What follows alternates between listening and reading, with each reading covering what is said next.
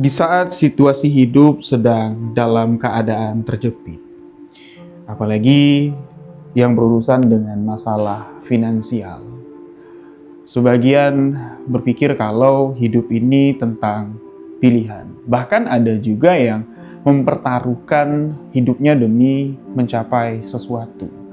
Tapi itu semua bukan masalah takdir, namun masalah keyakinan. Di sebuah kisah misteri kali ini, saya akan menceritakan pengalaman hidup seseorang yang memilih jalan pertaruhan, memilih pertukaran dengan sesuatu yang sangat dilarang dalam ajaran agama Islam. Selamat datang di sebuah kisah misteri. Bersama saya, Rio Wijaya.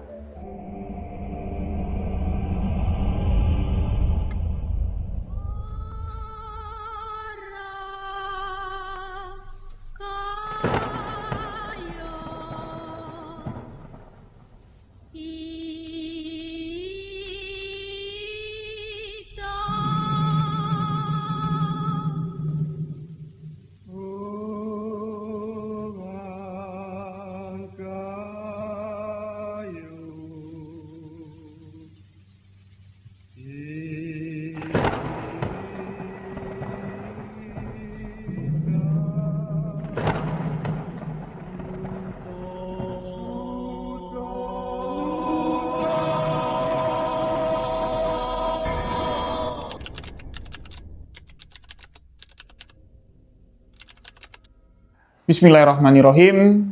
Sahabat-sahabat misteri semua, ketemu lagi malam ini bersama saya.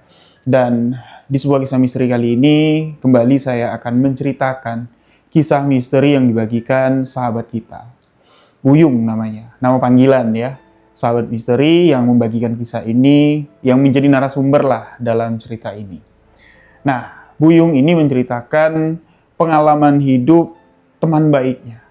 Teman seperjuangan, teman ya sama-sama dagang lah dulu di salah satu kota yang ada di Jawa Timur.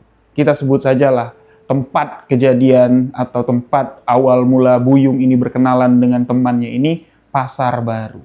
Nah, dalam kisah ini saya ingin mengingatkan sahabat-sahabat semua, jangan sahabat-sahabat berpikir kalau apa yang terjadi dalam kisah ini itu adalah solusi terbaik dalam hidup.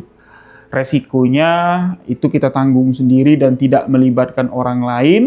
Apa yang kita pertaruhkan itu dapat menjadi solusi dalam permasalahan pada saat itu. Jangan berpikir kalau cerita ini adalah sebuah cerita kebaikan. Namun, kita ambil hikmah pelajaran dalam apa yang terjadi di sebuah kehidupan anak manusia yang bernama Dodi.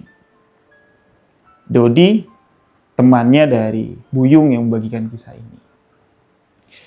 Awal perkenalan ketika Buyung ini berdagang di Pasar Baru. Kurang lebih sekitar hampir 2 tahun lah ya. Buyung berdagang di Pasar Baru, di kios jualan sembako ya. Nah, di sebelah kios Buyung ini, yang dulunya juga dagang sembako, ini tutup dan kios itu dikontrakkan. Nah, tidak lama masuklah pedagang baru yaitu si Dodi ini. Nah, di situ awal perkenalan Buyung dengan si Dodi. Kurang lebih sekitar 3 tahun, Buyung dan Dodi ini tetanggaan. Mereka sama-sama dagang, namun yang mereka jual di Pasar Baru itu beda. Toko si Buyung, toko sembako, sedangkan toko si Dodi ini menjual pekakas atau perlengkapan rumah tangga. Barang pecah belah lah jatuhnya ya. Nah, Dodi ini sudah berkeluarga. Ya. Dodi memiliki 2 orang anak dan ya awal-awal kenal ketika sama-sama jualan di Pasar Baru itu ya Buyung melihat kehidupan Dodi ini baik-baik saja. Warungnya rame, Dodi juga orangnya taat, ya beribadah. Buyung pun sering sharing-sharing lah tentang agama ya, tentang pandangan hidup ke depan, gimana-gimana, dan sharing masalah bisnis. Nah, awal-awal perkenalan ya sampai kurang lebih sekitar 4 tahun lah, si Dodi ini bertahan di Pasar Baru jual barang-barang pecah belah prabot ini. Ya sebenarnya Buyung ini agak sedikit nyeleneh ya. Buyung mengakui, malah sering nanya nih sama si Dodi, "Dot, menurut pandangan Islam, kamu kan ya lebih tahu banyak lah nih daripada saya nih tentang agama. Kamu rajin sholat, berjamaah di masjid dan segala macam. Menurut kamu gimana kalau hukumnya nih, kita nih pedagang pakai penglaris? Maksud kamu apa? Dodi nanya balik nih sama Buyung. Enggak, toko sembakoku ini ya awal-awal buka rame, terus ya makin kesini tuh makin sepi. Karena pasar kita ini sudah banyak yang dagang sembako dan ada kecurigaan Buyung dengan toko di seberangnya, sesama toko sembako, itu rame terus padahal harganya jauh lebih tinggi dari warung aku. Nah, aku berniat mau cari, ya istilahnya syariat lah buat penglaris. Menurut pandangan kamu gimana? Betul nggak? Nah, Dodi pun di sini ya menjelaskan sama si Buyung, ya itu tergantung keyakinan.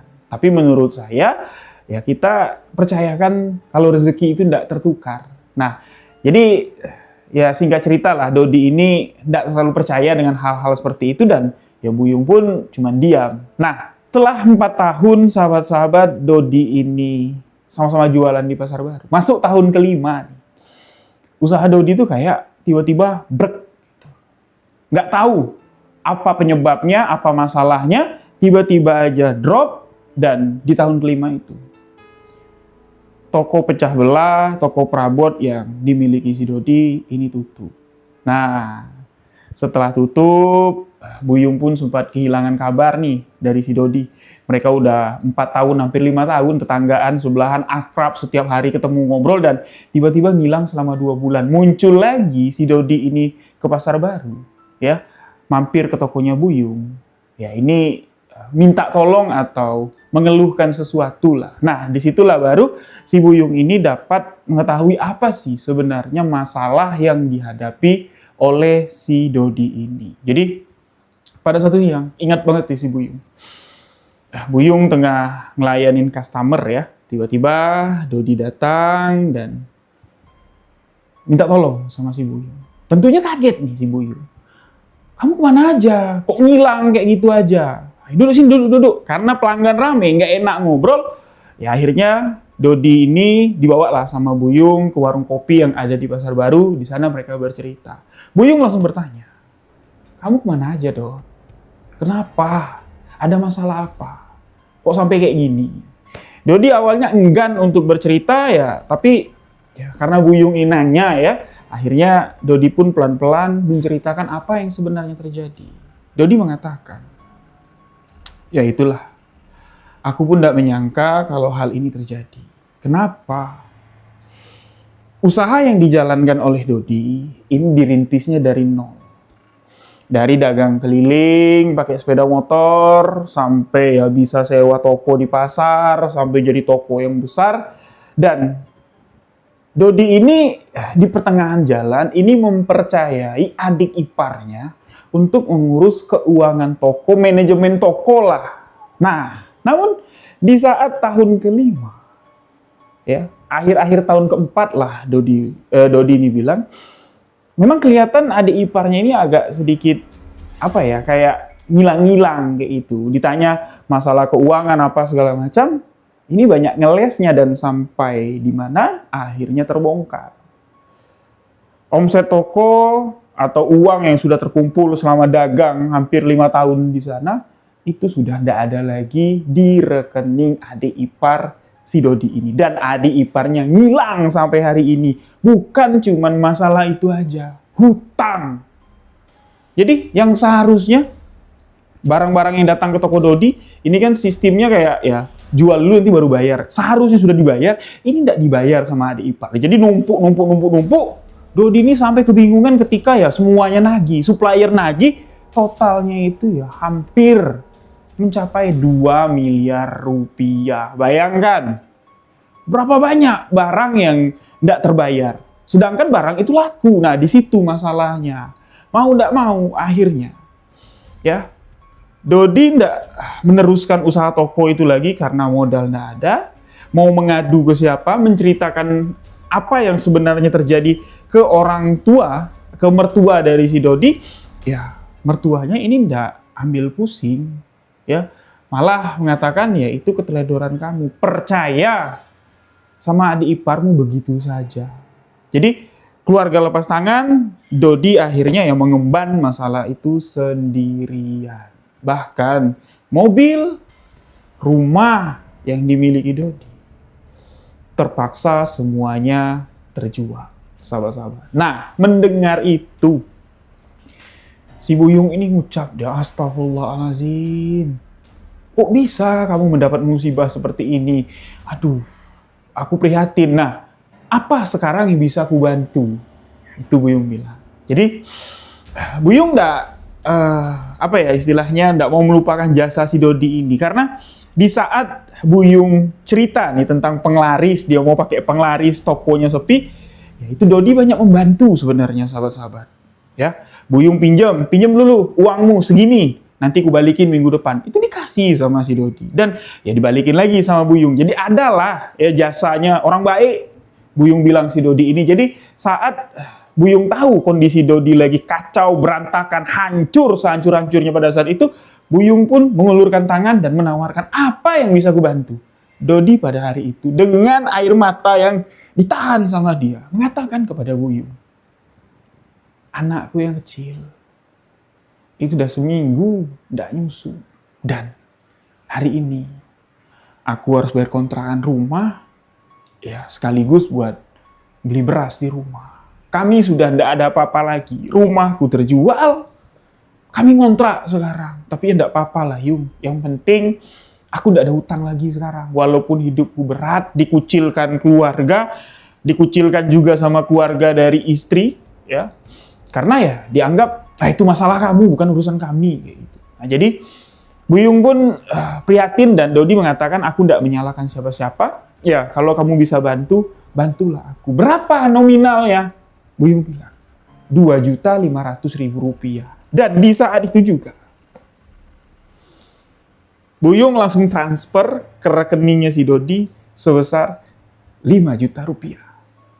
Merinding saya. Karena apa? Ya Buyung ini tahu Dodi ini orangnya baik, orang alim, dan ya uang segitu ya enggak ada apa-apanya lah dari kebaikan Dodi dulu. Dan pikirlah sahabat-sahabat, Buyung bilang ya, ketika ya Buyung bilang udah aku transfer tapi nggak dibilang nominalnya, ketika Dodi ngecek rekeningnya, dia sampai takbir, Allahu Akbar. Yung, ini banyak Yung, kebanyakan, aku cuma perlu 2,5 juta aku pinjem. Buyung bilang, itu bukan pinjaman, aku kasih sama kamu. Nah, jadi ya senanglah si Dodi ini, ya mereka ngopi, selesai ngopi ya Dodi pun pamit. Nah, dari hari itu sahabat-sahabat, ya sampai 1 bulan, hampir 2 bulan lagi lah, Buyung bilang ya, itu tidak ada kabar dari si Dodi. Ya Buyung pun tidak mikirin masalah duit, tadi dia udah ikhlas benar-benar bantu ngasih, dan tiba-tiba datang lagi nih, si Dodi ini. Datang pada saat itu dengan sesuatu yang berbeda ya. Dia tampak nggak kusut lagi, dalam arti kata kayak susah ya, namun kayak sedang menyimpan sesuatu. Pada saat itu mereka ngobrol di toko karena kondisi toko sedang sepi. Ya, Buyung bilang, Dodi datang untuk mengembalikan uang pinjaman 5 juta kemarin, yang 2 bulan lalu. Buyung nolak. Emang udah banyak duit kau? Kan itu aku ngasih, bukan pinjaman. Gak usah kau pikirin. Kalau kau ada duit pun sekarang, ambillah. Buatlah apa yang bisa kau buat. Dodi tersenyum dan berterima kasih. Nggak. Aku bukan tidak menghargai pemberian kamu. Namun, ya kalau dibilang ada duit atau enggak, ada sekarang. Wah, alhamdulillah, Buyung bilang. Syukur alhamdulillah. Dan Dodi pun menunjukkan isi rekeningnya. Buyung terkejut. Buyung bingung, lihat nolnya banyak banget. Kalau sekilas Buyung lihat, itu totalnya hampir ada 1,4 miliar dalam rekeningnya si Dodi.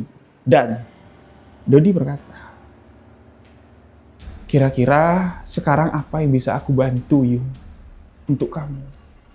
Untuk usahamu atau untuk pribadi kamu? Ngomonglah, aku bantu kamu. Wah, serius? Ini gimana ceritanya nih? 2 bulan lalu kau datang ke sini bikin aku nangis. Kok sekarang kau datang malah ya menawarkan bantuan gitu ya dan menunjukkan sesuatu yang gila menurut Buyung. Kau jual warisan atau kau dapat di mana? Buyung bertanya seperti itu ya penasaran lah dia kan. Dah, Dodi pun tidak menjawab, dia hanya mengatakan pokoknya kalau kamu butuh apa-apa, kamu butuh sesuatu dalam 99 hari ke depan dari hari ini, jangan sungkan, kau hubungi aku. Nomor teleponku masih yang lama. Kabari aku. Aku bakal bantu kamu, Yung.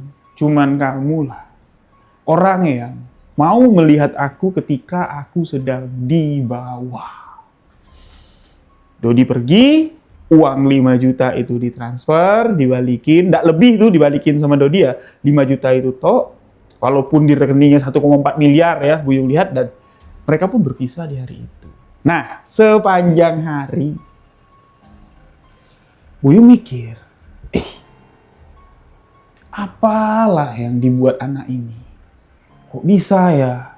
Kayak membalikkan telapak tangan situasi, dan kembali lagi nih, Buyung berpikir, oh, wajarlah. Dia punya keyakinan yang kuat. Orangnya juga baik. Orangnya juga taat. Pastilah nih, jalan yang Allah berikan untuk kembali menaikkan derajatnya. Itu awal yang dipikirkan sama Buyung. Nggak terbesit satu hal yang negatif pun dari apa yang terjadi sama Dodi pada saat itu. Pure, dia yakin kalau ini adalah jalan yang Allah tentukan. Nah, besoknya Dodi datang lagi. Tanpa ngasih kabar, tanpa apa, datang lagi, duduk lagi ngobrol, dan kembali menawarkan. Apa Yung yang bisa aku bantu? Dalam 989 hari ke depan, kalau ada sesuatu yang bisa aku bantu, ngomonglah. Aku pasti akan bantu. Kemarin dia ngomong dalam 999 hari. Lah ini 989.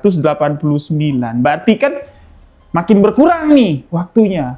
Awalnya Buyung nggak ngeh nih. Apa sih maksud 99 dengan 989? Ya udah, Buyung bilang kalau saat ini belum. Yuk kita ngopi aja. Aku minta ditraktir sama kamu ngopi. Ya udah ngopi dia. Dibayarin nih sama si Dodi. Dan seminggu kemudian Dodi datang lagi. Kembali bertanya sama Buyung, apa Yung? Waktuku nggak banyak lagi. Makin hari, kesempatan aku bantu kamu itu semakin kecil. Ngomonglah, apa yang bisa aku bantu? Tapi Buyung nggak mau memanfaatkan situasi dan nggak mau tanya juga. Ya mungkin Buyung berpikir, ya kalau memang nggak bisa dibantu ya aku mau fokus nih ngurus urusan pribadiku ya. Karena waktunya tidak banyak, mungkin ya waktu tidak banyak dalam arti kata ya dia bakal sibuk ke depan. Itu yang ada di mindset, ada yang di pikiran Buyung, dan Buyung pun kembali mengatakan dia nantilah. Kalau aku ada butuh sesuatu, kalau aku perlu sesuatu, aku akan nyari kamu. Ya udah, kalau gitu aku pergi ya. Kamu sehat-sehat, kamu baik-baik. Itu yang dikatakan Dodi, dan mereka berpisah di warung kopi itu. Nah, dari pertemuan warung kopi itu, Buyung lama nih nggak ketemu sama si Dodi. Sampai di mana Buyung ini memang butuh bantuan, karena pada saat itu mertua Buyung ini sakit, uang yang ada di toko ini tidak bisa diganggu gugat ya, karena untuk perputaran memang kondisi Pasar Baru pada saat itu memang lagi sepi, dan disitulah Buyung menghubungi Dodi. Ditelepon sama Buyung, Dodi langsung nyahut dan mereka ketemuan. Ketemuannya pun di Pasar Baru, aturan. Buyung dan istri ini mau silaturahmi nih ke rumah Dodi. Mana nih, aku mau ke rumah baru kamu. Udah lama juga kan aku nggak ketemu anak-anak dan istri kamu. Aku bawa anak-anak istriku. Aku ada yang perlu sama kamu, aku minta tolong sama kamu. Ya udah, aku aja yang ke sana. Dodi bilang kayak gitu. Hah? Ya udah, kita ketemu di Pasar Baru aja lah, Buyung bilang. Dan ketemulah mereka sore hari. Ingat banget, ini sore hari. Nah, pada saat itu.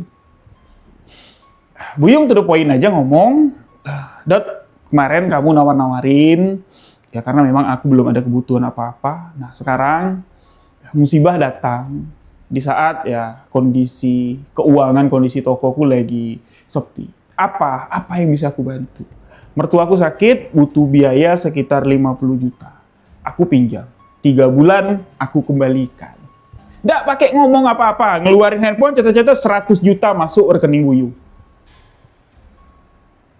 2 kali lipat. Sama hal seperti Buyung membantu Dodi. Dodi minjam 2.500.000 dikasih 5 juta dan ini Buyung berkata nih, minjem minta tolong 50 juta dikasih 100 juta. Dodi mengatakan, nggak perlu waktu 3 bulan untuk kamu mengembalikan itu. Aku ikhlas ngasih kamu. Ya mungkin kalau kamu janji 3 bulan ngebalikin sama aku, kamu nggak ketemu lagi sama aku karena waktuku tersisa 31 hari. Sebulan. Nah, Buyung ini bingung. Maksud kamu apa? Dari kemarin kau ngomong 99, ya 999 hari, terus 989, lama nggak jumpa kita. Ini 31 hari, maksudnya apa? Kamu mau kemana?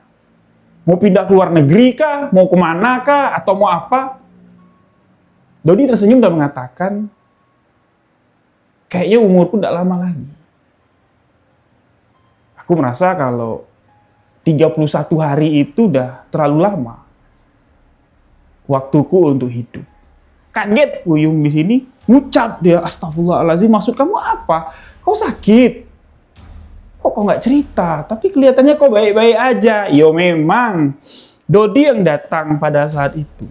Ya dengan Dodi yang dikenal sama si Buyung, makin hari makin ke sini, badannya tuh makin kurus, wajahnya pucat, ya kayak orang sedang menahan atau menyimpan sesuatu. Ya entah itu penyakit, entah itu pikiran. Disitulah Buyung ingin mencari tahu dan ya kalau bisa aku bantu, aku bantu. Enggak apa-apa. Cuman firasat aja. Ya mudah-mudahan firasat kamu enggak betul. Ya kalau kayak gitu insya Allah secepatnya aku balikin uang ini. Nah, di situ mereka berpisah. Jadi setelah Buyung ini pulang ke Padang ya, ke Sumatera Barat, ngobatin mertuanya. Alhamdulillah mertuanya sembuh. Itu kurang lebih 10 hari nih perjalanan Buyung dan dia kembali lagi. Pas kembali lagi, dia langsung nyari si Dodi. Ditelepon-telepon, si Dodi ini nggak diangkat. Mau nyari rumahnya di mana? Kemana lah si Dodi ini? 2 hari dia nyari-nyari, ditelepon dari yang keangkat, akhirnya Dodi yang ngubungin dia. Ditanya sama Buyung, kamu dari mana aja? Kok aku telepon dari yang keangkat? Minta alamat rumah kamu. Aku mau ke rumah kamu. Di situ, Dodi baru ngasih alamat rumahnya. Tahu nggak sahabat-sahabat? Buyung ini kaget. Dipikir Buyung, Dodi yang melihatkan atau ya ngasih tahu lah pada saat itu di rekeningnya ada 1,4 miliar rupiah. Itu udah punya rumah gedongan, ya, udah punya rumah sendiri atau di komplek atau di manalah rumah bagus. Ternyata enggak. Rumahnya itu masuk gang, rumah kontrakan yang nggak sesuai kalau orang di dalam itu tuh punya tabungan 1,4 miliar. Dan ngasih pinjam cuma-cuma 100 juta ke Buyung. Rumah kontrakannya, maaf ya, kumuh, jelek. Dan kondisi anak istri dari si Dodi pun ya kayak, ya nggak keurus kayak gitu. Wajah mereka sedih, ketakutan, dan ya auranya tuh beda. Nah, di situ Buyung punya firasat yang nggak baik. Buyung ngajak si Dodi ngomong di tempat lain, ya nggak mau ngomong di situ, dan akhirnya apa yang dirahasiakan Dodi ini terbongkar. Apa yang disembunyikan oleh Dodi, ya ini diceritakannya. Bahkan Dodi mengatakan, mungkin kurang dari 2 minggu lagi, aku sama kamu nggak bakal bisa ketemu lagi. Kamu dari kemarin nawarin bantuan, sekarang aku minta kalau nanti ada kabar ndak baik tentang aku atau kamu ndak ketemu aku lagi. Aku masih punya anak 2, kecil-kecil. Istriku yang setia nemanin aku di saat kondisiku seperti apapun. Anggaplah mereka sebagai keluarga kandung kamu. Cuman itu yang aku minta. Kau ini kenapa? Jangan bilang lagi kau mau mati ya. Jangan kau bilang lagi kau punya firasat 2 minggu lagi kau mati. Apa yang sebenarnya terjadi? Awalnya nih anggapan Buyung, karena Dodi ini orangnya alim ya. Buyung pun sering mendengar di Sumatera Barat banyak ulama-ulama, kiai-kiai yang memang taat, alim gitu ya, beribadah. Ya. Mereka seakan-akan tahu nih, waktuku ya tinggal segini. Jumat depan aku sudah ada lagi. Memang terbukti karena ini alim ulama, ahli ibadah. Nah, Buyung berpikir kalau Dodi itu seperti itu. Kan di pandangan Buyung, Dodi ini alim. Mungkin dia punya firasat kalau dia bakal mati, kayak gitu. Jadi Buyung bilang, ya bolehlah firasat kau bagus, tapi jangan juga lah kau ngomong kayak gitu. Kau bilang sendiri tadi, anakmu masih kecil-kecil. 3 kali kau tinggalin. Minta sama Allah, perpanjang lagi umurmu. Dodi nangis dan berkata, ini bukan urusan dengan Allah, tapi sudah kesepakatan, sudah menjadi keputusan yang kuambil untuk menyelesaikan permasalahan hidup di dunia ini. Dan tentunya keputusan itu membuat Allah Subhanahu wa ta'ala murka. Aku menukarkan waktu 99 hari untuk hidup di dunia ini dengan kekayaan. Maksud kau apa? Buyung bilang kayak gitu sama Dodi. Aku menumbalkan diriku untuk ritual pesugihan.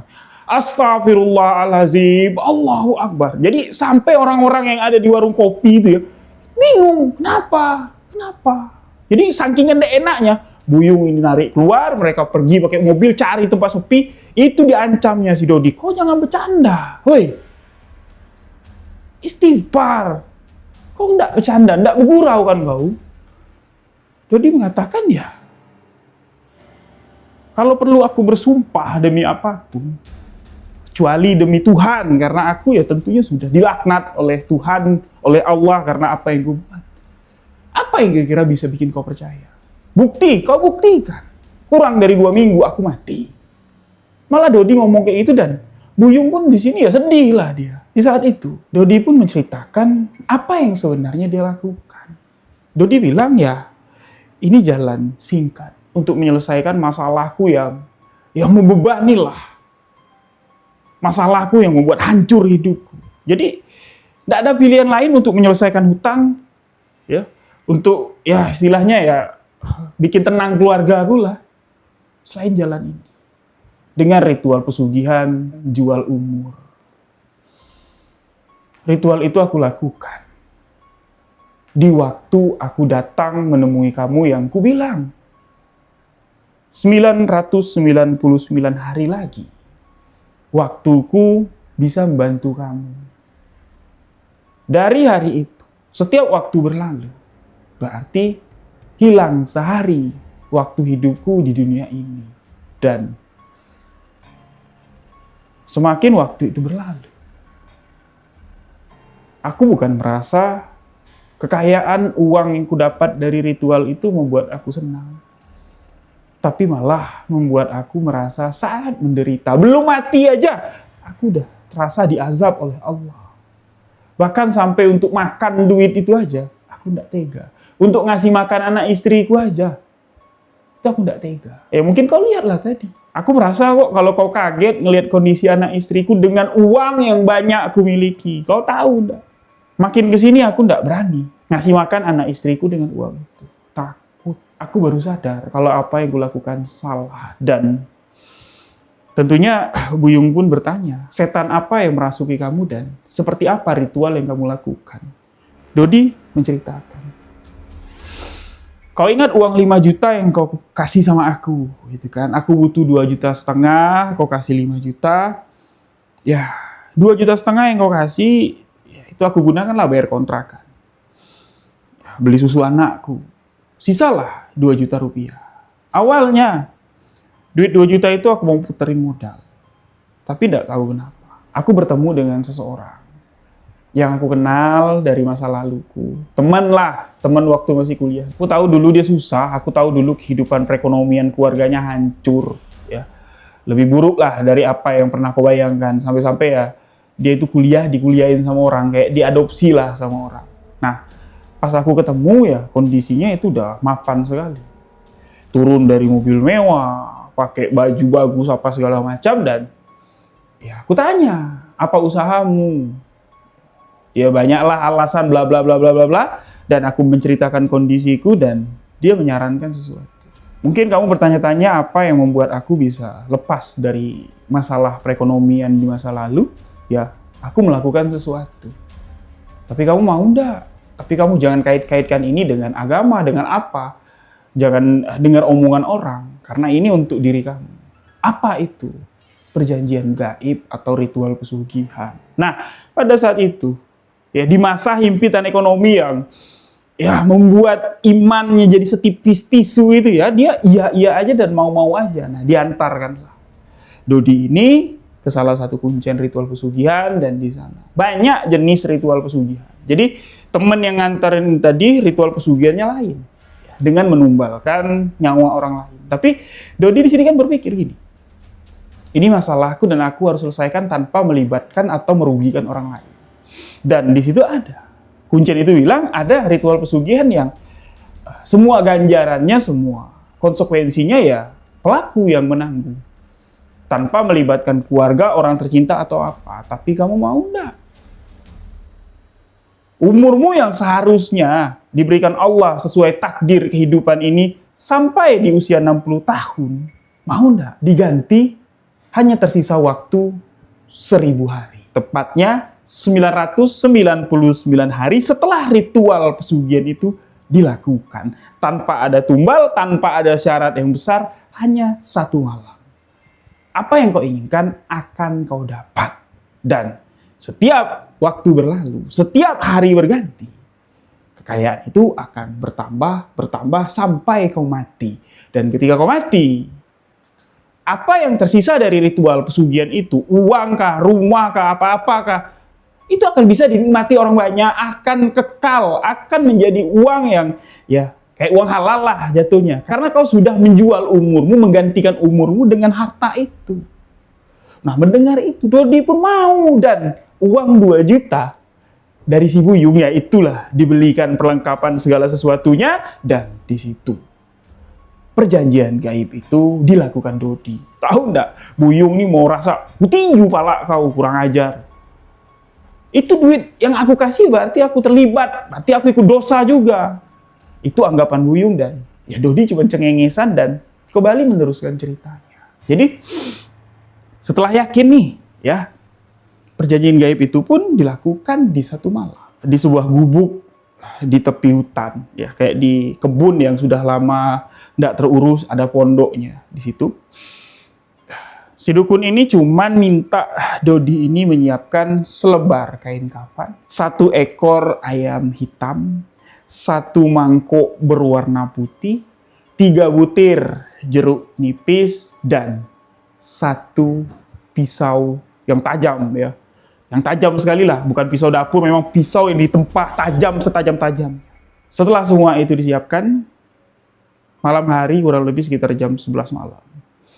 Di rumah si dukun, si Dodi ini dimandikan dulu, pakai kembang, pakai segala macam lah. Ritual pemandian itu juga kiri kanannya pakai dupa, pakai menyan segala macam, dimandiin, dan ketika dimandikan, Dodi merasa kalau imannya itu luntur ketika air kembang itu membasuh tubuhnya dengan jampe-jampe yang dibacakan oleh si dukun. Setelah prosesi pemandian selesai, Dodi kembali mengenakan pakaian, segala perlengkapan yang sudah disiapkan tadi dibawa ke lokasi ritual pesugihan itu. Ya, di sebuah pondok atau di sebuah gubuk yang ada di kebun terbengkalai dekat hutan. Di sanalah. Jadi di dalam pondok itu kain kafan itu dibentang. Si dukun dan si Dodi duduk berhadapan. 1 ekor ayam, kakinya diikat, itu ditaruh di sisi, disusunlah semuanya. Lalu si dukun mengatakan, ketika semua ini selesai kita lakukan, tidak ada istilah untuk memutar waktu atau memutus perjanjian ini. Setelah semua ini kau lakukan, setelah perjanjian ini terikat, tepat 999 hari ke depan, kau akan mati. Sebelum kau mati, 100 hari menjelang kematian. Di setiap malam, sosok yang memberimu kekayaan itu akan datang untuk menemui kamu, memastikan kamu siap untuk dijemput, kamu siap untuk menerima kematian. Setelah Dodi mengiyakan, ritual pun dimulai. Kain kafan dibentang, ayam hitam itu dipotong, Dodi disuruh motong, si dukun ini megang ayam hitam itu, si Dodi gorok lehernya, darah ayam hitam itu dicucurkan ke kain kafan, ya, dicucurin kayak gitu. Setelah ayam hitam itu mati ya, dibuang keluar. 3 butir jeruk nipis tadi dipotong dan disuruh Dodi untuk memeras jeruk nipis ya yang sudah dipotong tadi ke atas kain kafan yang sudah dipenuhi oleh darah ayam. Di sini sesuatu yang di luar logika terjadi. Kain kafan itu kan kain yang meresap cairan. Darah ayam yang jatuh ke kain kafan itu kan langsung meresap, cuman tinggal warnanya aja, nodanya aja. Ketika Dodi memeras jeruk nipis di atas darah ayam di atas kain kafan itu, darah ayam itu kayak muncul lagi keluar. Jadi kayak jelly muncul keluar dan bergerak. Kumpul jadi satu ya, jadi kayak numpuk kayak gitu. Darah itu kayak mendidih. Benar-benar kayak mendidih, sahabat-sahabat. Nah, Dodi melihat itu. Ya. Dia melihat kayak dari didihan, kayak gelembung-gelembung dari darah ayam itu. Dia melihat seperti bayangan wajah yang tergambar ya. Itu wajah yang sangat menakutkan. Dengan taring panjang, telinga yang besar panjang, rambutnya ini kayak apa ya? Kayak api gitu. Naik ke atas kayak gitu, dan sorot matanya itu loh tajam menatap ke arah Dodi. Ya seakan-akan ya darah ayam itu membentuk wujud seperti itu, dan si dukun ini mengatakan lipat kain kafan itu. Lekas dilipat sama Dodi, darah itu pun kembali meresap ke kain kafan, dan dukun mengatakan simpan kain kafan ini dan besok kau buka. Ketika darah ayam ini bersih, kain kafan ini mulus bersih lagi, ya berarti perjanjian ini sudah diterima. Tapi kalau masih ada nodanya, berarti ya apa yang kita lakukan malam ini tidak akan menjadi sesuatu. Ya, ritual ini berarti tidak diterima karena keyakinanmu kurang. Jadi pulanglah ke rumah, bawalah barang ini, dan setelah kau keluar dari pondok ini, jangan pernah sekalipun mengharapkan keajaiban dari Tuhan. Maksudnya jangan minta sesuatu dengan Tuhan lagi, karena sesuatu yang pasti itu sudah akan dapat nih kamu. Jadi jangan nyebut asma Allah lagi, ya. Jangan beristighfar lagi, jangan menyesali apa yang kau lakukan. Yakin aja lah kalau besok kau bakal mendapatkan apa yang kau mau. Pulanglah si Dodi ini penuh dengan keyakinan, dan besok pagi di rumah kontrakannya Dodi buka, kain kafan itu bersih sebersih-bersihnya. Nah, di sini Dodi bingung, perjanjiannya sudah diterima. Berarti umurku ini kan ya tinggal 999 hari lagi gitu ya. Jadi gimana caranya aku dapat duitnya nih? Ya itu pagi nih. Jadi gimana caranya? Kok duitnya nggak ada? Duitnya datang dari mana? Nah, ya setelah ya dia mikir kayak gitu, dia mandi, iseng aja nih dia keluar rumah, ya nggak tahu tujuan keluyurannya itu mau kemana, dan dia ketemu dengan seorang ibu-ibu. Orang asing yang nggak dikenal sama Dodi. Ini nanya sama Dodi, Mas mau kemana? Kenapa Bu?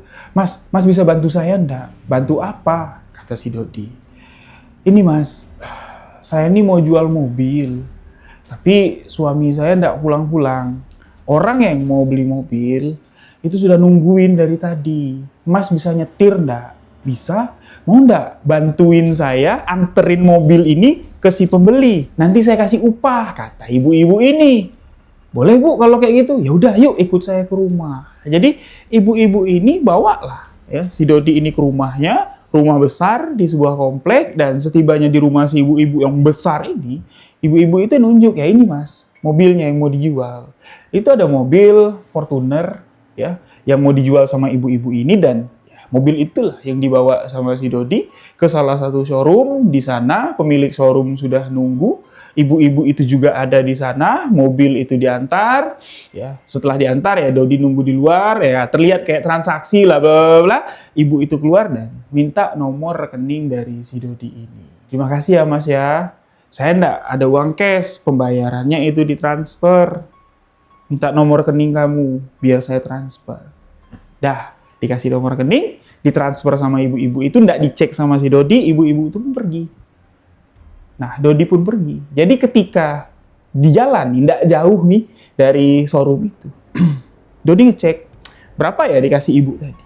Dibuka, m-bankingnya tahu nggak isinya berapa? 1,5 miliar rupiah.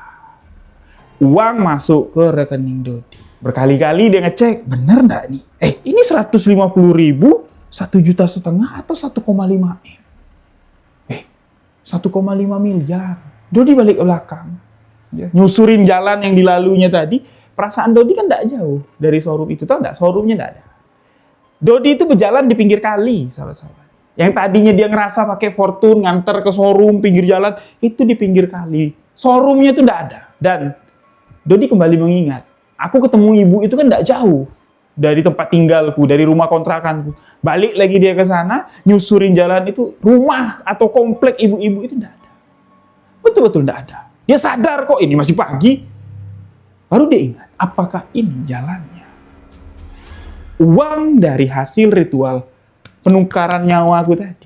Ini uangnya. Nah, di situ Dodi baru merasa kalau apa yang dibuatnya itu berhasil. Nah, di hari itu juga dia menemui Buyung untuk mengembalikan uang 5 juta rupiahnya. Nah, di situ uang 1,5 M tadi dibayarin hutang bla bla segala macam, selesai bayar hutang, duit itu nggak habis-habis. Pokoknya duit-duit instan, duit-duit yang mustahil dapat itu selalu datang. Awalnya si Dodi ini kepengen dia beli rumah. Ya, nyenangin anak-anaknya. Karena dia tahu waktunya itu tinggal 999 hari. Makin kesini makin berkurang. Waktu hidupnya itu tinggal sedikit. Tapi entah kenapa Dodi mengatakan, ketika anak istriku kuberi kebahagiaan dengan uang hasil ritual itu bukannya bikin si Dodi ini senang, malah bikin Dodi ini sedih. Ibaratnya gini, gambaran yang dikasih Dodi. Dia membahagiakan anak istrinya, bikin bangga anak istrinya, tapi dirinya sendiri. Ini mengkhianati anak istrinya dengan kebahagiaan itu. Tentunya keluarga itu kepingin kita nih sama-sama sampai mati, sahabat-sahabat. Istilahnya ya sama-sama itu dalam waktu yang lama. Walaupun hidup susah, walaupun gimana, karena anak istrinya ini setia banget dan nggak pernah ngeluh apa-apa sama si Dodi. Jadi setiap kebahagiaan yang dikasih Dodi dari harta ritual pesugihan itu malah menyayat hatinya. Nah, disitulah nggak jadi dia belikan rumah, ya anaknya ini boleh dikatakan ya nggak seberapa lah makan duit pesugihan itu. Anak istrinya ini malah ya dia nyari duit lagi di jalan yang lain. Betul-betul duit yang bukan dari ritual pesugihan itu, yang diberikan ke anak istrinya. Jadi uang yang ada di rekeningnya atau uang yang didapat dari ritual pesugihan itu ya buat bayar hutang atau segala macam, selebihnya untuk makan dia cari jalan lain. Nah, semakin hari di sini dia merasa semakin menderita. Punya uang banyak tapi tidak leluasa.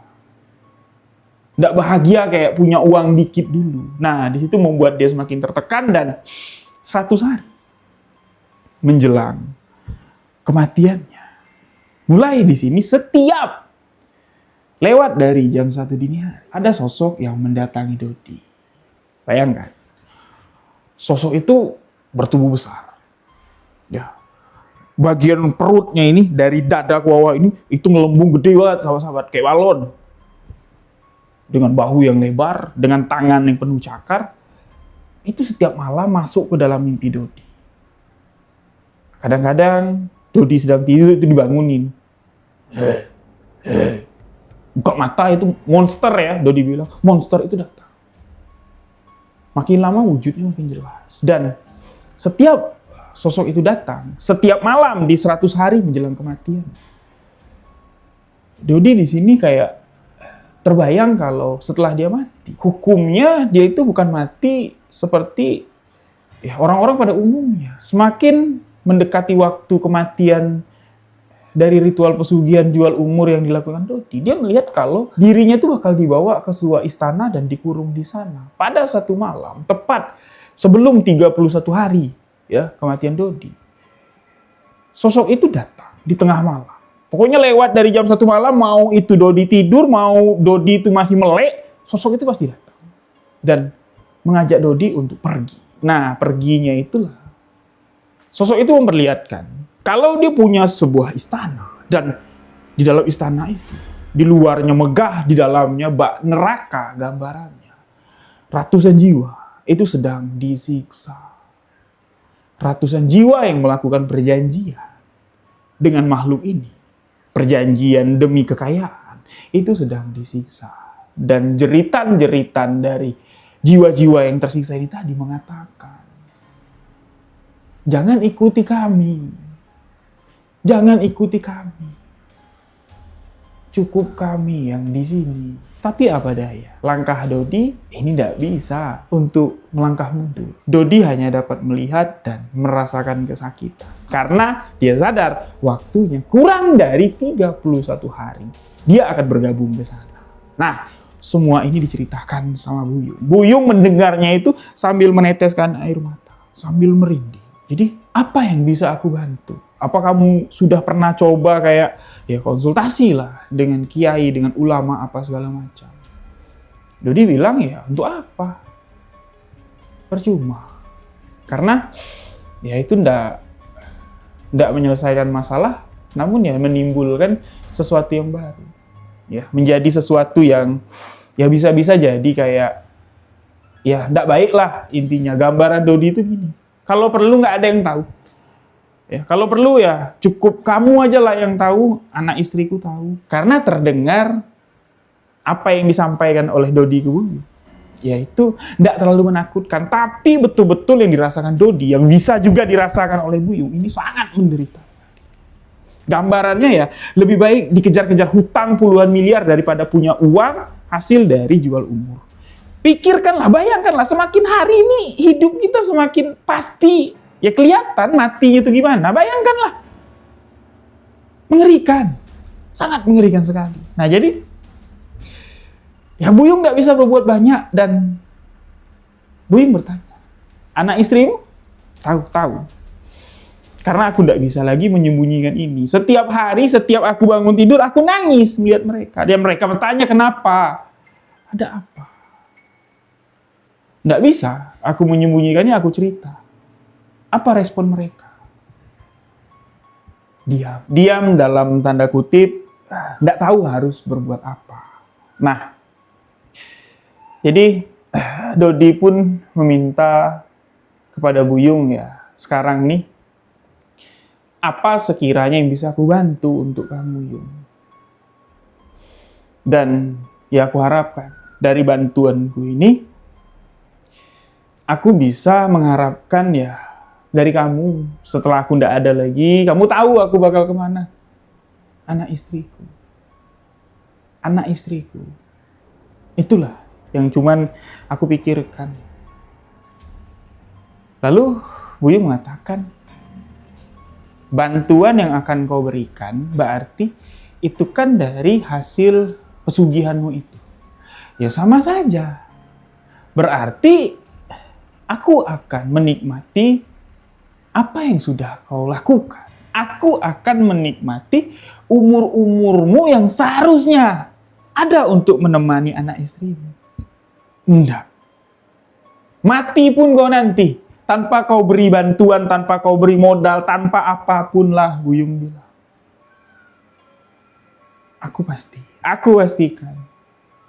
anak istrimu akan kuperhatikan. Sekarang kau pikirkanlah, gimana caramu untuk kembali kepada Sang Maha Pencipta, Allah Subhanahu wa Ta'ala. Aku tidak bisa untuk mengajarimu karena kau lebih banyak tahu, karena kau lebih pintarlah dalam agama daripada aku. Tapi aku tidak nyangka, aku yang pertama mau berbuat syirik, itu kau nasihati jadi tidak jadi berbuat syirik, malah kau yang terjerumus dalam kemurtatan. Aku tidak tahu harus berbuat apa. Nah, Dodi pun di sini mengatakan, itulah yang namanya hidup.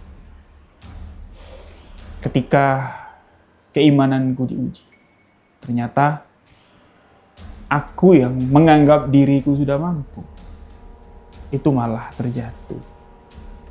Ibarat pepatah, ketika melihat sesuatu, jangan pernah dinilai dari bagian luarnya. Kadang bagian luarnya terlihat bagus, elok, indah, namun dalamnya busuk, buruk. Dan sebaliknya, sesuatu yang buruk di luar tidak bisa menjamin kalau dalamnya itu pasti buruk. Ibarat kata ya, seperti itulah pandanganmu sama aku. Jadi Dodi berpesan sama Buyung, apa yang kau dengar itu bukan untuk kau tiru. Aku sudah menjadi sebuah gambaran yang pasti dari kesalahan atau sumbu pendek ya dalam berpikir. Jadi ya harapan si Dodi ya Buyung ini bisa hidup normal dan hidup dengan ketaatan kepada Allah Subhanahu wa Ta'ala. Bagaimanapun lah masalah yang kau hadapi, jangan pernah berpikirlah untuk menjalani sesuatu yang singkat.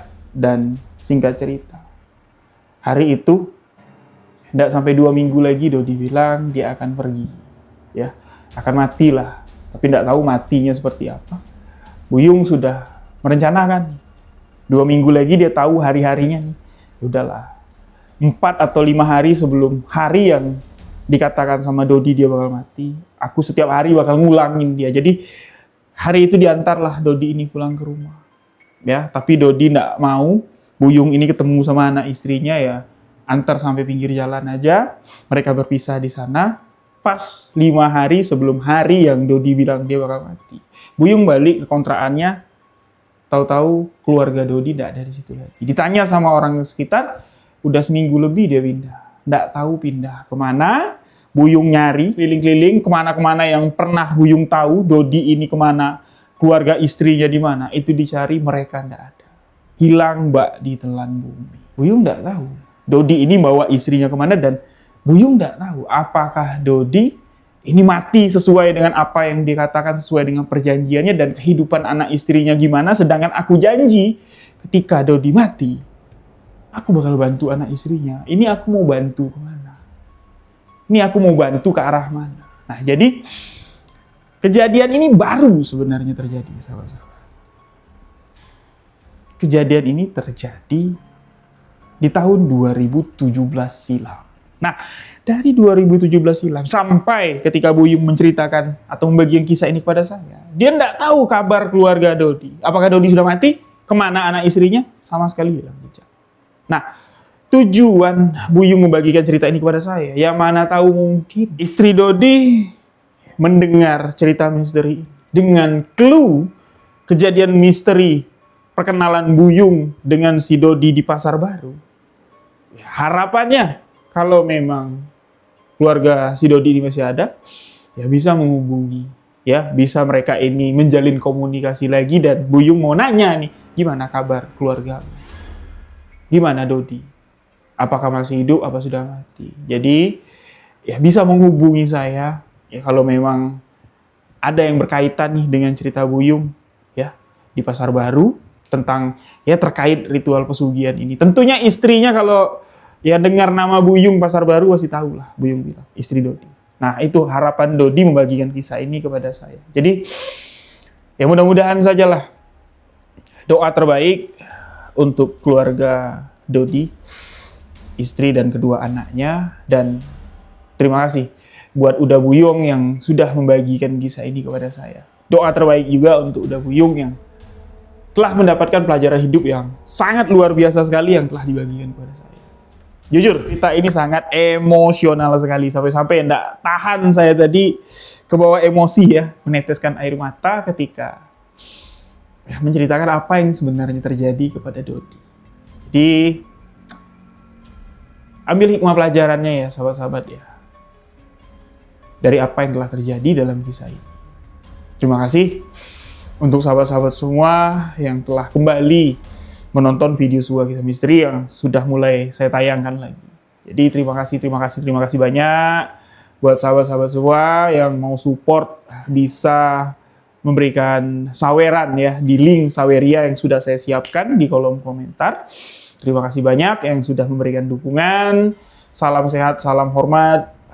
Wabillahi taufiq wal hidayah. Wassalamualaikum warahmatullahi wabarakatuh. Salam sahabat misteri.